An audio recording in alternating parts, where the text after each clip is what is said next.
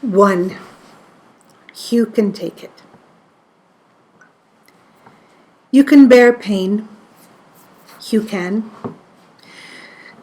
But you can't stand to see it in others. It makes your hands and feet hurt. The grey room is full of grey people in various stages of pain. A little party, grouped by the window, sitting on the bed, 10 or 12 of them.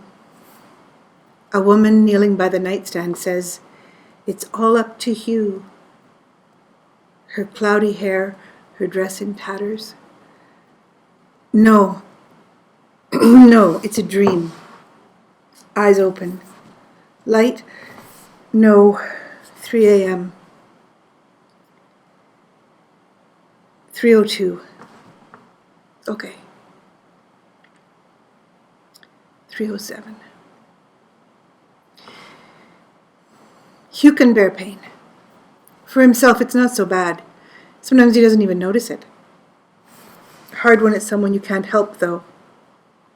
Your mother. Cloudy hair, all wisps and tendrils now. Don't think about Mimi. Her hands, the pale phosphorescent skin of her chest, her searching eyes. If you had a child, could you stand that? Well, there's a question for you, for Hugh.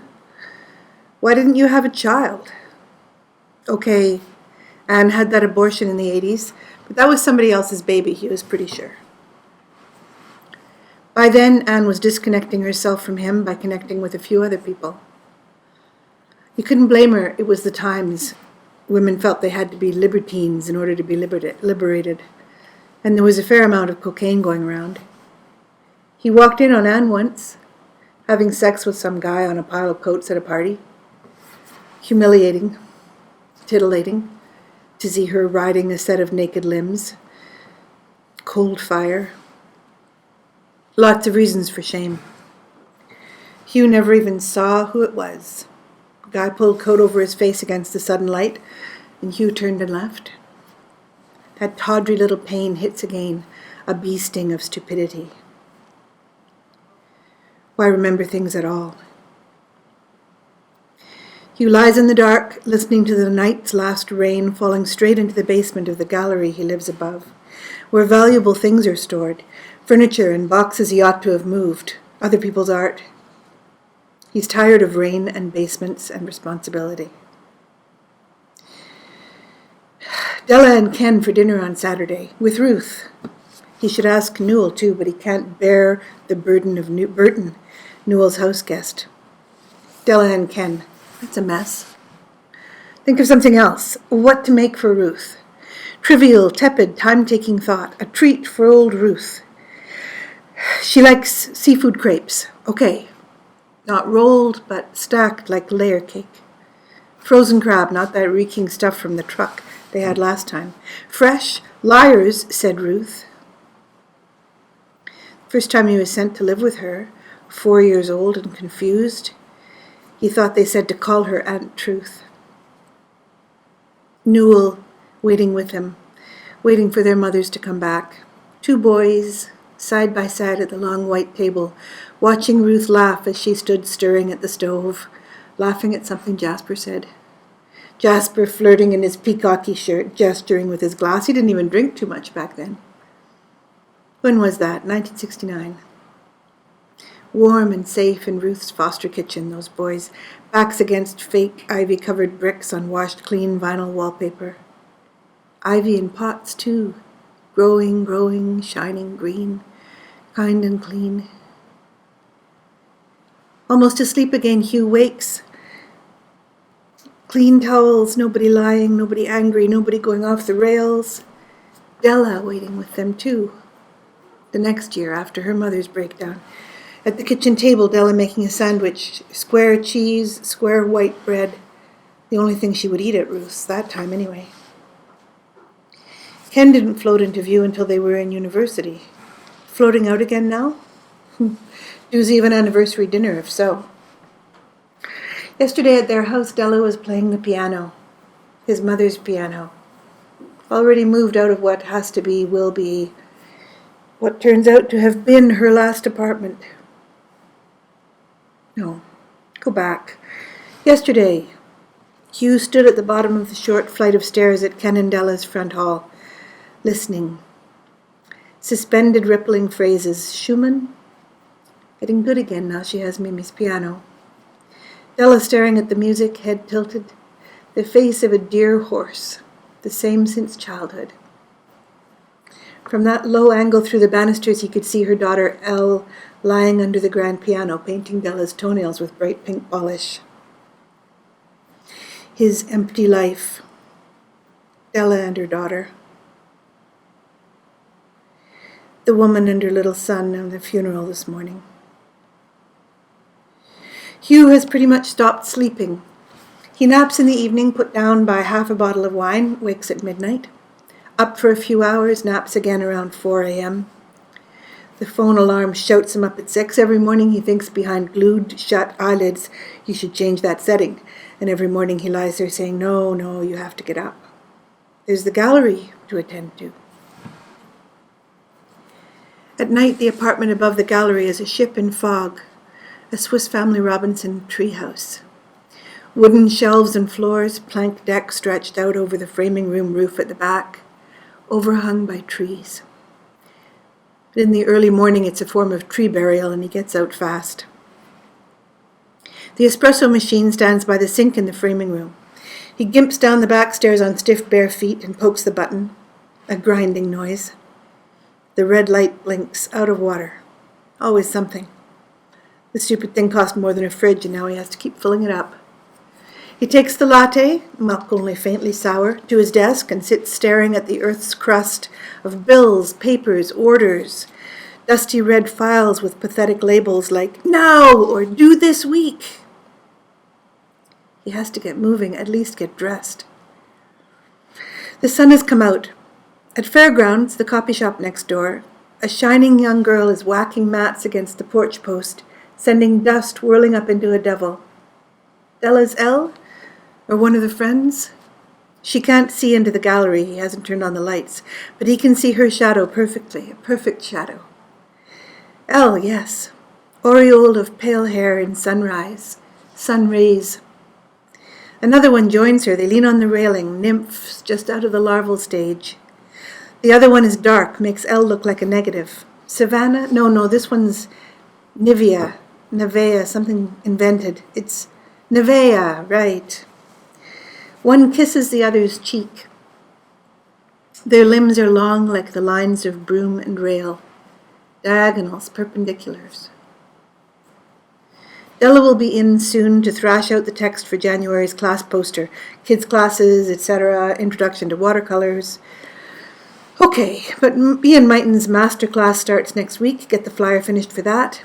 Hugh himself is doing self-portrait, again, and the funeral is at 10. Well, that's okay, he hardly knew the woman. The little boy, though, sad.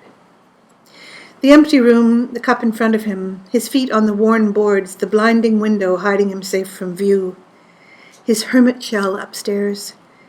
Hugh feels dizzy, as if the building is his mind, as if the whole world around him, the dead woman and her little son, and Mighton coming, and Della's Elle and non-Elle Nevea, all these who ought to be tangible are only instances of his ingenious mind inventing ways to occupy itself. Last night, until it rained, he lay out on the deck above the framing room, wrapped in the old Afghan Ruth made, under shifting shadows of branches, imagining a painting he will never paint. He can still see or sense it, the scale of it, the intricacy of the thinking. But he will not be able to execute it in paint or in collage or by the Xeroxing of the great. Coffee is gone, it's 8, get dressed. Grey tie, black jacket. Ruth's stomp on the front step, her key in the lock. Hugh is already hidden, hurrying halfway up the stairs. Can't bring himself to call out good morning.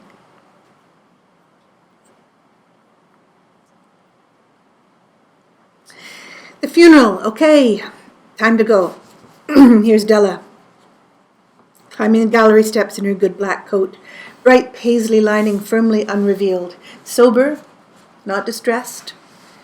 Black chiffon wrapped around her neck, black hair bound up above it. Fine funereal turnout for someone they hardly knew. 2 years of Saturday parent-child painting classes. The mother seemed very nice. Such a bright little spark, Toby, Della says. He'd try anything, not even 5 yet. He never minded glue on his hands as some of them do. Her expressive face falls into a clowning sadness, but not to mock. She pulls her coat sleeve across the morning dusty counter and then slaps at the sleeve.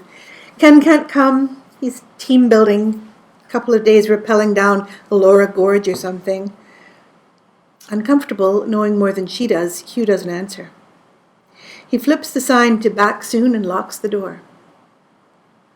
Ruth has run over to the Mennonite clothes closet to check on the coat she wants. They'll go on ahead. It's okay, there are no customers. How did Gerald find them, did you hear? Della asks Hugh as they go stride for stride. Ruth says he came home from work and opened the garage door as usual. Groceries were still in the back of the car. Melted ice cream. She never seemed anything but cheerful in class. Hugh tries to remember the woman. Brown hair, worried eyes, a tidy little bundle in the back of the class. A fond hand on her son's head. They were old, Della says. She was nearly 50. They tried for ages to have Toby, Gerald told me once. He looks terrible. I saw him in front of Lucky Food yesterday, wandering the aisles. Ruth cleaned for them. She says it was postpartum, only it never stopped. Gerald said he had no idea, none in the world. You know him outside of class? We bought the car from him last year, I guess that counts. And he came to class about half the time. He was so proud of that shared parenting thing. She was from Iowa. Mr. Family, maybe, or just tired of always coping. They turn up Oak Street. Della slides her hand through Hugh's arm. It might have been an accident. She gets home from shopping and stops for a little nap, forgetting all about carbon monoxide. I did it myself when Ellie was little. Sat in the car for a while after we got home because she was asleep and I knew if I took her out of the car seat she'd wake up and start crying. We just didn't have a garage to get gassed in. She breaks off as they join a small stream of walkers funneling into the churchyard. Leaning closer to Hugh, she whispers, he was such a nice little boy. Not difficult at all. Inside the church, Gerald lurches down the aisle, huge in a grey suit, the too friendly salesman's cheer ironed out of his eyes. Sedated, Hugh supposes. Gerald kisses Della's cheek, shakes hands. It would mean so much to her that Hugh came, he tells Della. Hooked on his own name, Hugh's ear checks and then fixes his error. The poor man only said that you came. But his mind sticks on it as he follows Della along a pew. How much would it mean to her? Did she close the garage door thinking, this'll be good. Hugh will come. They'll all come to the church. Gerald will be such a great host. Stop. They don't know she did it on purpose. Maybe she was just tired. Drove into the garage and dozed. Didn't sit there thinking, I cannot do this anymore. Maybe she was not in terrible, terrible pain. The kind of pain that cannot be endured. The kind that you beg your son for release from over and over. Della. Over the lawn beside the gallery, last shadows of last leaves shudder in small wind ashes. Will they burn the boy's body? Small ash grit. Into fairgrounds, say hi to Ellie. My mother has 12 identical canvases lined up around the room. Strict economical palette. Fishing boat after boat after boat after boat after boat after boat after boat after boat. Is that 12? All those boats paid the mortgage. Who knows how they managed? Dad sad in the Barcalounger all night, unable to shift or go up the stairs. At least Ellie never has that to deal with. The sad smell of his clothes, the pity of him nearly beat me down. Eyes closed in the late afternoon, a cup of tea for his throat with whiskey in it, and can't even look at poor old Jasper now. Too much to ask. I close my eyes against it. Nothing could have made me close Ellie's eyes forever. Nothing. Ellie at the counter, who loves me more than anything. Nothing in her eyes for me now. How can love be gone, that giant, unremitting, ardent, unbearable, passionate love gone? the light in her face under the skin when she talks with Nevaeh, smiling as she pulls the lever on the machine and the scream of the frother covering what she says. Turn away. Do not read her lips. She deserves a private life. How rough a time she's having. Is Jason doing this? Hard to tell what's what with them. Is it just good friends, or is it only the pain? Is the pain only from living, the pity of it, or from some failing of mine, or Ken's, the dear love, the mouth tugging at the breast and smiling, starting up to dance in the bedroom, nothing sweeter, so open between us that it could never be closed. And yet here it is, gone. Hollow piece under the breastbone. How to do that in clay? How to get at that pocket of air there? Identical, symmetrical, 12 boats. Hull and empty prow laid down in a figure 8, pencil on blue-washed canvas, paint in patches, paint by number, torn postcard.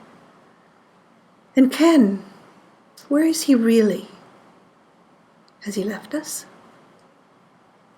Never mind, never mind. If he's gone, I will have the bed to myself and my thoughts. What passes for thoughts? Nothing in my head but eyes.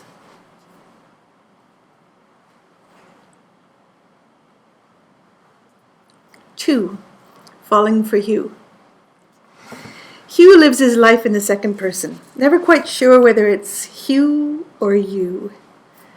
Either one demands, accuses, requires responsibility. You'll do it, or was it Hugh'll do it? You, Hugh, said everything would be okay. Why did you leave? Where did Hugh go? It works the other way, too. Ruth, who works mornings at the gallery assistant, ostensibly so that Hugh can spend more time at the hospice, answers the phone on speaker, and a man's voice says, "May I speak to you?" "Go right ahead," she says. A short silence. "Who's that?" she asks. Mark from the Ace. "Well, how can we help you?" "I'm looking for Hugh."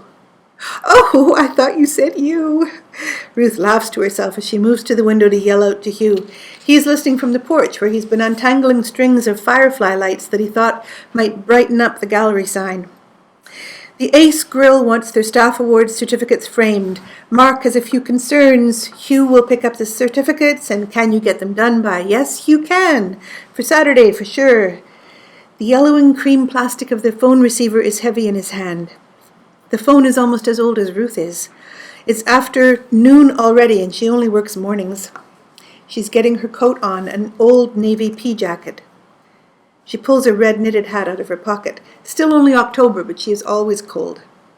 Her eyes are huge behind her glasses. He loves and is irritated by her in almost equal halves. He is stuck with her. Trotting off for the day's second visit to the clothes closet, she calls back, "You be careful, old bat." Hugh taps his teeth together gently to keep from growling, alternating sides, a bit OCD. His teeth are hurting. He has to shake off this bad temper. He reaches to hook the lights over the sign and steps up to the next rung of the ladder and misses it. His foot slams down on nothing. He falls. 20 feet, a long time, down onto a slumped bank of cedar chips. Lies on his back. Stars, look, pointy stars circling in his vision. When he closes his eyes, he sees op art, distorted checkerboards melting into Dali, so he opens them again. Wind bellowed out of them, he lies there, unable to gasp for the longest time. It becomes clear, in a sunburst of cheap pop epiphany, that he has been this way his whole life, unable to breathe, lying as still as possible to avoid pain. An ant on a leaf of grass in front of his opened eye. Clouds in the baby blue sky. Small people and their children going about the streets on their little paths like ants. All of them in pain all their lives, all dying. Mimi in the hospice. Ruth on her way to the clothes closet. How the clouds too can be in pain he does not trouble to sort out. Then his ribs creak open like a rusted umbrella and the blood comes drumming into his ears and eyes. A stroke, 50-ish, he's about due. Nobody comes to help. Nobody could have seen him fall from the ladder perched at the end of the porch. For 5 or 10 minutes he lies alone, dying or not dying, in a lot of pain. Then he gets up and leaves the ladder where it is. Never mind the lights for now. His head buzzes or blanks, something electrical wrong in there. He cannot stop thinking about Ruth. Out of all the people around him who tremble on the edge of falling, ladders poised over the abyss, nobody to notice when they fall, Ruth, who should not be living alone on the OAS. He does her taxes. He knows she doesn't have enough money to live, even with what he pays her at the gallery, $200 a week for 5 mornings so he can go to the hospice. She's up early anyway. And the occasional cleaning job, okay. She won't take his advice, clear out of her cluttered house, and move into an apartment. She wants to stay independent, which she's not. She's entirely dependent on him continuing to hire her and pay her, even though she can never remember to say Argyle Gallery when she answers the goddamn phone. She is not an ideal employee. But the fall is forcing empathy upon him. As he hangs the back soon sign in the window, he figures out, and this is a real epiphany, that if she moved into a pleasant apartment with less stuff and less to worry about, she'd actually be pre-dead. He should be picking up the certificates from the ace, but here he goes instead, ducking into the Mennonite clothes closet. The trotting tassel of Ruth's red hat moves through close-packed aisles on the other side of the store. She plans to offer them less than the posted price for a corduroy jacket that has caught her fancy. She's been checking it every day. Hasn't quite worked up her nerve to suggest $5 instead of $15. Strictly speaking, she told Hugh this morning, I do not need a jacket. My navy peacoat is still good. That was a find. But the coppery tone, this wide wale corduroy, just matches one I had when I was a girl, and I've got my wanter turned up loud. No good for Hugh to buy it for her. She would whip out her little purse, poached pink leather like her mouth, and pay him back. So he sidles down the aisles outside her narrowed peripheral vision as she pretends to look everywhere but the jackets. While she examines shoes, Hugh slips a sharp-edged, brown $100 bill into the left-hand pocket of the corduroy jacket from the opposite side of the musty-smelling rack. He ducks along behind the racks and out of the store. Watching from the gallery, he is rewarded, 10 minutes later, by her squat, copper-clad torso swanning along George Street on her way home. Beyond his hope, he sees her shove her hands into the pockets. He can almost hear the crinkle. She pulls her left hand out, and her look of thrilling glory is enough to fill his cup forever. You did it. Good for you. Surprise! Rank here. Adam, this has begun. There's no way around it. That's what I've been realizing this past week. I gave up writing to you, and I felt this incredible relief. No doubt you did too. In fact, that was the only thing that tainted my relief, knowing you were probably relieved as well. But fuck it, it was over. It had been started, but now it was stopped, and so was over. Cooler heads prevailed and all that. I'd just go back